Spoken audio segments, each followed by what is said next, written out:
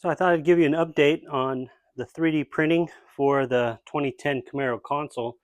In the first video, you saw it in the car. It's already set up, except for where the front of the console goes towards the dash.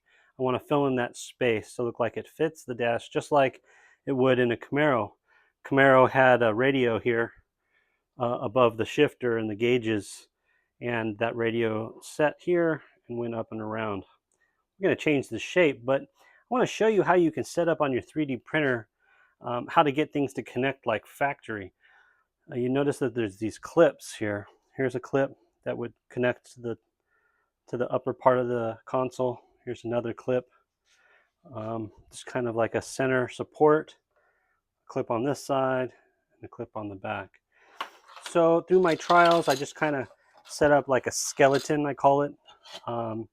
First, I found the center and the height. So this piece that I printed just sits on this center support, and then I measured the general height up to my dash. It takes a little bit of trial and error just to get your general dimensions. I'm not an engineer, so it's kind of a guessing game here for me. I just do some general measurements and see if it works. So I got the height that was tested in the car, and now I made this skeleton piece to go onto this clip. So now this sits on the center and clips right in here. It's hard to do it when you have your phone in your hand, but there it is. See, it clipped right in.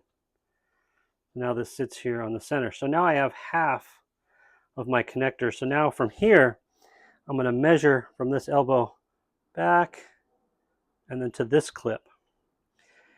And then this will give me this left half kind of skeleton of how to clip everything in.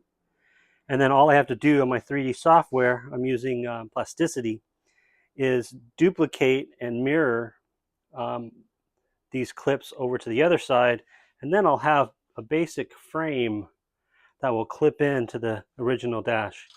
And then I have my height. So I have kind of the basic parameters set up. So once I get this last clip done, I will then make the design whatever I want on top to fit, because I have my general dimensions. Then you can play with it however you want once you get the basic structure done.